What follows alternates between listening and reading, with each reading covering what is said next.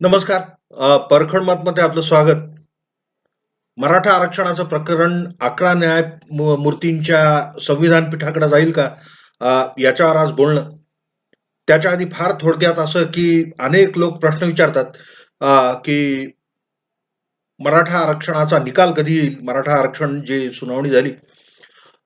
एकाने असं टाकलं, की म्हणजे काय त्याच्याविषयी जे चॅनल्सनी पर्टिक्युलरली त्याच्याविषयी ज्या बातम्या टाकल्या, त्याच्याविषयी जे वृत्तांकन केलं, at breakneck speed breaking news to be delivered म्हणजे खूपच जास्त गडबड असते वृत्तवाहिन्यांना आणि तर ते त्यांनी तसं केलं, की होळीनंतर निकाल अपेक्षित आहे. अर्थात होळी म्हणजे पूर्ण होळीचा आठवडा सुप्रीम कोर्टाला सुट्टीचा होता आणि ती सुट्टी उद्या संपेल. परवाच्या दिवशीपासून सुप्रीम कोर्टामध्ये पुन्हा अ, सुरू होईल कामकाज. तर कोर्टाने जर मॅटर एखादं रिझर्व्ह फॉर ऑर्डर केलंय, म्हणजे प्रकरण निकालासाठी जर राखीव ठेवलंय, तर त्याच्यामध्ये कधी ते निकाल तो द्यावा, असं काही बंधन नसतं. कोर्ट म्हणजे निर्णय जो द्यायचा आहे, तो एका वाक्यात हो किंवा नाही असा नसतो.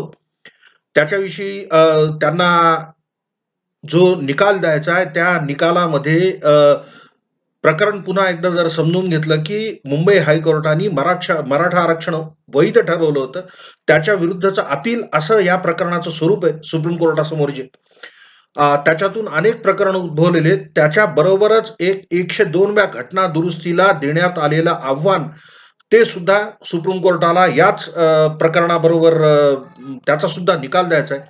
आणि त्याच्यामुळं त्याला जो काय रास्त वेळ लागेल तो लागेलच. तो किती वेळ लागेल हे सांगणं चूक, की म्हणजे कोर्ट काय करेल ह्याच्याविषयी आपण जर-तरच्या भाषेत काही बोलणं, स्पेक्युलेटिव्ह काही बोलणं, हे मुळात चूक.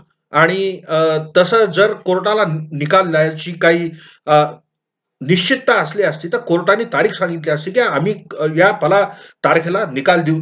तसं सांगितलं ना नाही, त्या गोष्टीचा आदर करू. अ, सर्वच गोष्टींचा विचार करावा लागतो. सर्वोच्च न्यायालयाचं घटनापीठ आहे. योग्य ते करतील. लवकरात लवकर तो निकाल येईल. आणि हे सगळेच जण बोलतायत, की एप्रिलमध्ये त्या निकालाची अपेक्षा आहे. तर त्या दृष्टीने पुढं मुद्द्याकडे वळू, की 11 न्यायाधीशांचा प्रश्न कसा उद्भवला? हे जे अ, प्रकरण सांगितलं, ह्या सुप्रीम कोर्टातल्या सुनावणीचं स्वरूप आहे, की मुंबई हायकोर्टाने वैध ठरवलेला मराठा आरक्षणाचा जो निर्णय राज्य सरकारचा वैध ठरवला, त्या निर्णयाचा, त्या निकालाच्या विरुद्धचं अपील असं हे प्रकरण आहे.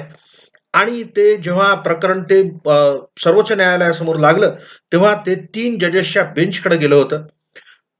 कारण की सुप्रीम कोर्टाचे जे नियम आहेत, म्हणजे त्या बाबतीतच्या संवैधानिक तरतुदींनुसार जे नियम लागू केलेले आहेत सुप्रीम कोर्टाने, रूल्स ऑफ प्रोसिजर म्हणजे कार्यपद्धती काय आहे सुप्रीम कोर्टाची, त्याच्या प्रमाणे तयार झालेल्या नियमावलीमध्ये अ, अशा प्रकारची अपीलं 3 जजेसच्या खंडपीठाने ऐकावेत, असं असतं. ते 3 जजेस पुढे गेलं ते. 3 जजेस पुढं मागच्या वर्षी काही खाजगी व्यक्तींनी फेब्रुवारीमध्ये 2020च्या अर्ज केला होता, की हे प्रकरण त्या 5 न्यायमूर्तींच्या घटनापीठाकडे जायला पाहिजे. त्याच्यानंतर कधीतरी राज्य सरकारने सुद्धा तसा अर्ज केला आणि ते प्रकरण जेव्हा अ, अंतरिम आदेश दिला, त्या अंतरिम आदेशाबरोबरच ते प्रकरण घटनापीठाकडे वर्ग केलं 3 न्यायमूर्तींच्या खंडपीठाने. ती जी ऑर्डर आहे 9 सप्टेंबरची, त्याच्यामध्ये 2 गोष्टी. एक तर त्याच्यामध्ये नमूद जे आहे ते असं आहे, की 102व्या घटना दुरुस्तीचं त्याच्यामुळं एक सबस्टॅन्शियल क्वेशन ऑफ लॉ निर्माण झालाय. म्हणजे एक कायद्याविषयीचा एक संवैधानिक प्रश्न निर्माण झालेला आहे. त्याच्यावरचा निकाल किंवा त्याच्यावर कुठलंही भाष्य केलेलं नाही आत्तापर्यंत सुप्रीम कोर्टाने आणि त्याचा विचार होण्यासाठी म्हणून हे प्रकरण घटनापीठाकडे आम्ही वर्ग करतो आहोत. आणि दुसरा भाग होता त्याच्यातला, की मराठा आरक्षणाच्या अंमलाला स्थगिती दिली सर्वोच्च न्यायालयाने. तर अ, त्याच्यामधला ऑपरेटिव्ह पार्ट जो होता, तो ऑपरेटिव्ह पार्ट म्हणजे त्याच्यामध्ये केवळ 102व्या घटना दुरुस्तीबाबत हे प्रकरण घटनापीठाकडे, संविधान पीठाकडे जावं असं त्या आदेशात अंतर्भूत होतं. अर्थात तेव्हा सुद्धा इंदिरा साहनीच्या न्यायतत्वाविषयी बरेचदा अ, उल्लेख झाला होता सरकार पक्षातर्फे, की त्याच्या अ, बाबतीत सुद्धा हे प्रकरण घटनापीठाने ऐकायला पाहिजे. पण जे घटनापीठाकडे वर्ग केलं खंडपीठाने, ते फक्त 102व्या घटना दुरुस्तीबाबत होतं आणि प्रकरण जेव्हा अंतिम सुनावणीला 8 मार्चला लागलं, तेव्हा अ, मुकुल रोहतगींनी असं सबमिशन केलं, की या प्रकरणामध्ये 102व्या घटना दुरुस्तीचा जेव्हा निकाल लागेल, त्या निकालामुळं सर्वच राज्य त्याच्यामुळं प्रभावित होतील आणि त्या राज्यांना ऐकून घ्यावं आणि मग सुप्रीम कोर्टाने 6 मुद्दे काढले आणि त्या 6 मुद्द्यांपैकी त्या 6 मुद्द्यांवर आम्ही पक्षांचं म्हणणं ऐकून घेऊ, राज्य सरकारांचं सुद्धा ऐकून घेऊ, असे आदेश केले आणि हे प्रकरण जेव्हा मग अंतिम सुनावणीला आलं, तेव्हा राज्य सरकारांनी सुद्धा आपापलं म्हणणं मांडलं आणि हे जे 6 मुद्दे होते, या 6 मुद्द्यातला पहिला मुद्दा असा होता, की अ, बदलते सामाजिक संदर्भ, अ, इंदिरा साहनीनंतर झालेल्या घटना दुरुस्त्या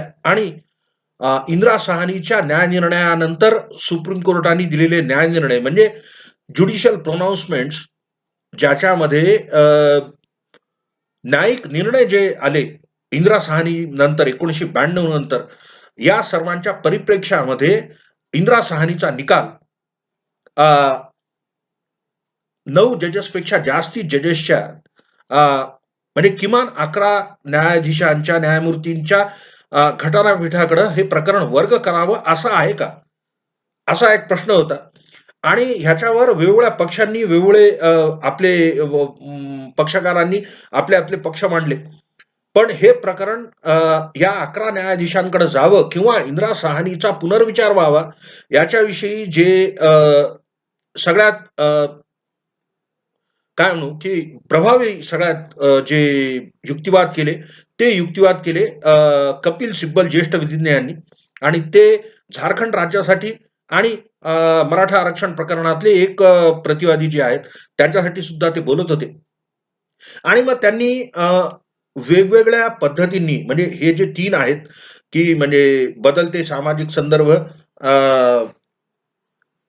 घटना दुरुस्त्या आणि इंदिरा साहनीनंतर आलेले न्यायनिर्णय हे सोडून त्यांनी इतर काही हेडिंग्स खाली सुप्रीम कोर्टाला युक्तिवाद ऐकवले आणि ते फार थोडक्यात जे युक्तिवाद ऐकवले ते असे, की त्यांनी इंदिरा साहनी न्यायनिर्णयाच्या आधी जे न्यायनिर्णय आले किंवा त्याच्या आधी कायद्याची परिस्थिती काय होती आरक्षणाच्या बाबतीतल्या, आणि विशेषतः जे अनुच्छेद 15(4) आणि 16(4) जे आरक्षण देऊ करण्याचे प्रावधान आहेत, जे राज्य सरकारांना अधिकार देऊ करण्यात आलेले आहेत घटनेमध्ये, त्यांच्याविषयी त्यांनी सांगितलं. त्याच्यानंतर सांगितलं, की हे जे धोरणात्मक निर्णय जे घेणं आहे, तो राज्य सरकारांचा अधिकार आहे, की धोरण काय असावं, जे upliftment of the socially and educationally backward people म्हणजे सामाजिक व आर्थिकरित्या किंवा इतर पद्धतीने जे मागासलेले आहेत, त्यांच्या उत्थानासाठी जे काय करायचे ते धोरण निर्मिती शासनाचा भाग आहे आणि त्याच्यामध्ये न्याय संस्थेचा, न्यायपालिकेचा काहीही हस्तक्षेप नसावा. तो सर्वस्वी अधिकार जो आहे, तो राज्य सरकारांचा, केंद्र सरकारचा आहे. दुसरं असं सांगितलं, की टक्केवारी किती असावी आरक्षणाची, ही बाब कोर्ट सांगू शकत नाही. आणि त्यांनी एक उदाहरण दिलं, की 70% जर आरक्षण दिलं, ते 70% आरक्षण तुम्ही रद्द करा. पण 50% आरक्षण असावं हे तुम्ही सांगू शकत नाहीत. जे इंदिरा साहनीनी सांगितलंय, जे एम.आर. बालानी सांगितलंय, MR. Balaji is bad law, Indira Sahni is bad law. कारण इंदिरा साहनीला म्हणजे एम.आर. बालाजी मधलं जे न्यायतत्व होतं ते चूक होतं. जे इंदिरा साहनी जो निकाल दिला, तो सुद्धा एका अर्थाने चूक होता. कारण इंदिरा साहनीमध्ये सर्वोच्च न्यायालयाला 50% मर्यादा असावी की नसावी हा निर्णय देण्याचं कारणच नव्हतं. अजून एक सांगितलं, की संविधान जे आहे हे it is a living and transformative document म्हणजे संविधान एक दस्त आहे अशातला नाही केवळ, तर तो जो दस्त आहे, तो दस्त एक जिवंत ती एक गोष्ट आहे संविधान आणि त्याच्यामध्ये वारंवार बदल व्हावेत हे त्या घटनेमध्येच अंतर्भूत आहे, राज्यघटनेमध्येच. आणि म्हणून वेळोवेळी त्या घटना दुरुस्ती झालेली आहे घटनेमध्ये. त्याचं वेगवेगळ्या लोकांनी घटनेतल्या तत्वांविषयी, राज्यघटनेच्या जे प्रमुख त्याच्यातले भाग आहेत, त्यांच्याविषयी कसं त्याचं इंटरप्रिटेशन करावं, त्याचं विश्लेषण कसं करावं, याच्याविषयी वेगवेगळ्या न्यायमूर्तींनी वेगवेगळे विचार मांडलेले आहेत आपापले. आणि जे तत्व आहे ते संविधान आपण जे अडॅप्ट केलं, जे संविधान आपण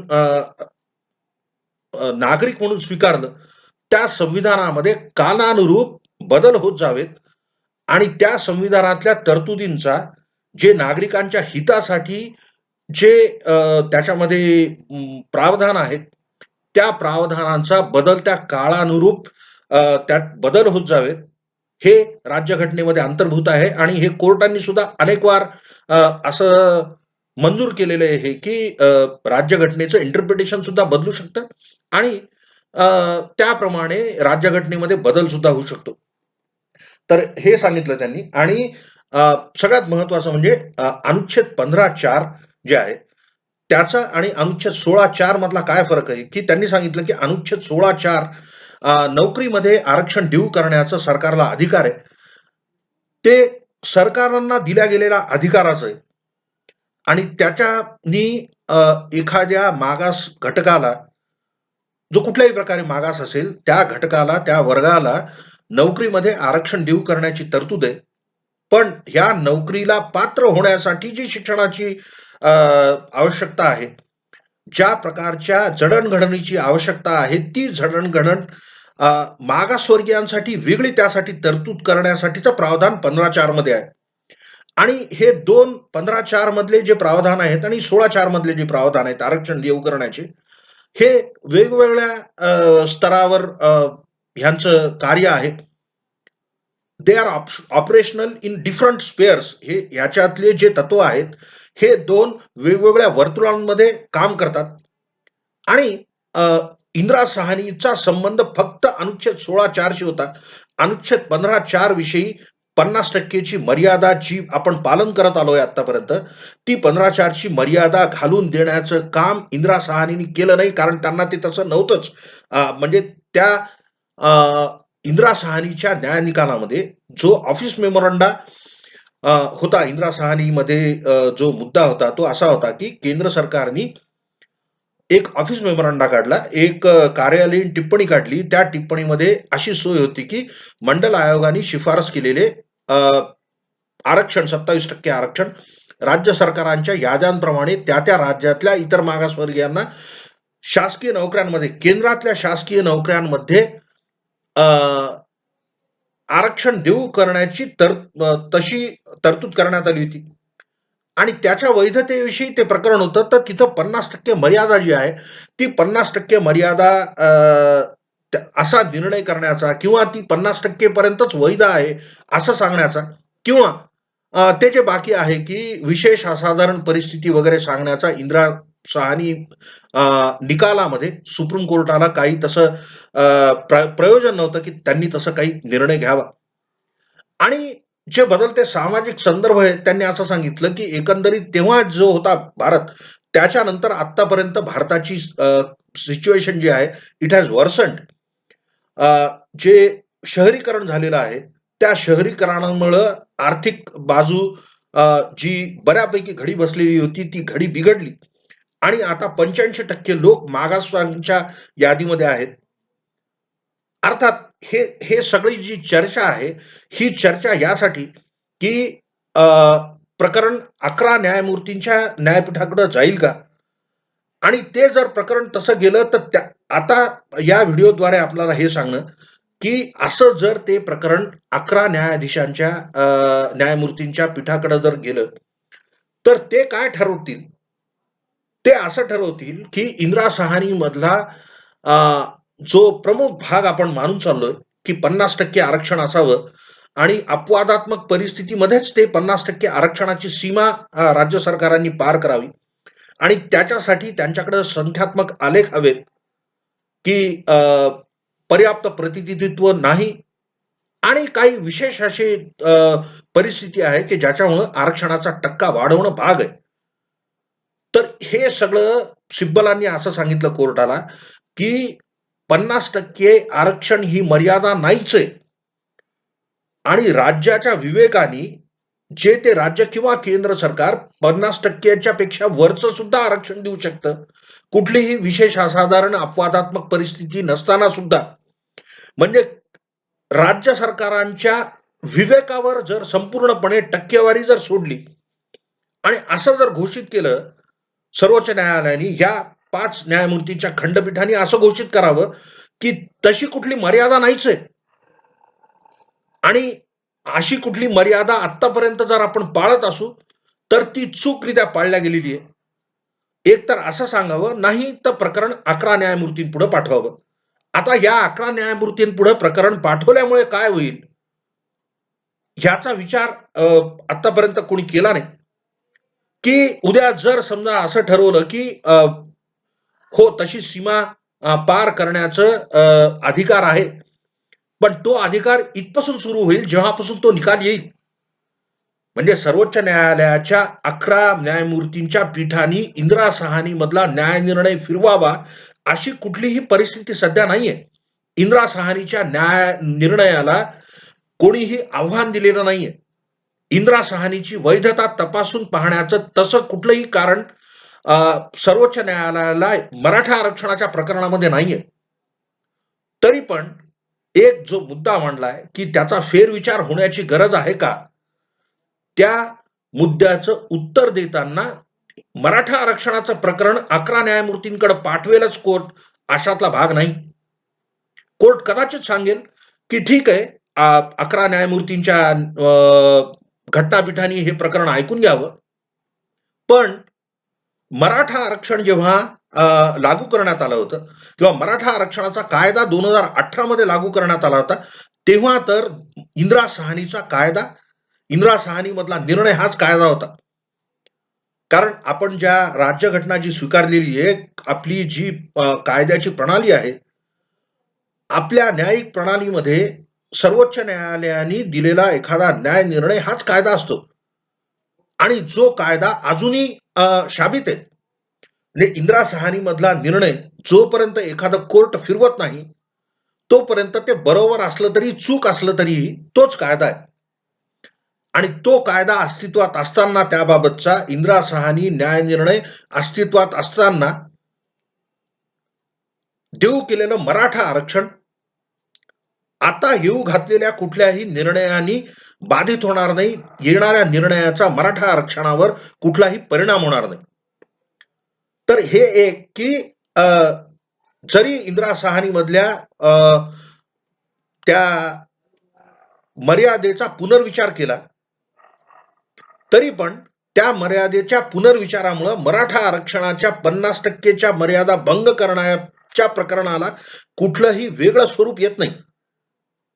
कारण आता जर कुठला निर्णय आला इंदिरा साहानीच्या वैधतेबाबत किंवा इंदिरा साहानीच्या पुनर्विचार करून जो काही निर्णय येईल आणि ह्याच्यामध्ये हे महत्वाचं आहे की तो जो प्रश्न केलाय ना, पहिला मुद्दा जो सर्वोच्च न्यायालयाने सांगितला की या मुद्द्यावर आम्हाला निर्णय घ्यायचा आहे, डज इट रिक्वायर अ रिलुक, पुनर्विलोकन त्याचं व्हावं का, हा मुद्दा आहे. तर हे पुनर्विलोकन करायचं ठरलं तर पुनर्विलोकन करून मग त्याच्यावर बहस वगैरे होऊन मग सर्वोच्च न्यायालय जो निकाल देईल त्याला आत्ता तर तो निकाल नाहीये आपल्यासमोर. असा जर कुठला येऊ घातलेला निकाल आहे जो कदाचित सुप्रीम कोर्ट देईल, तो आज आपल्या समोर नाहीये. तो जेव्हा केव्हा येईल तेव्हा येईल. तर त्याला काही दिवस लागतील अजून 11 न्यायमूर्तींकडे गेलं तर प्रकरण.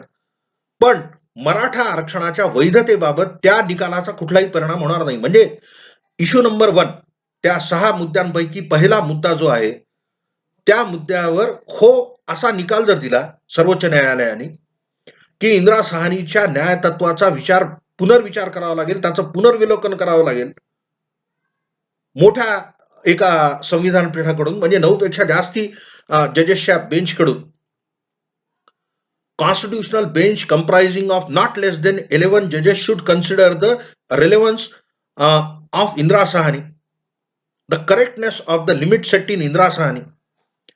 असं जर या 5 न्यायमूर्तींच्या घटनापीठाने जर उद्या असं एक फाइंडिंग दिलं, असा एक निष्कर्ष दिला, तरी पण that is largely of academic interest as far as Maratha reservation goes.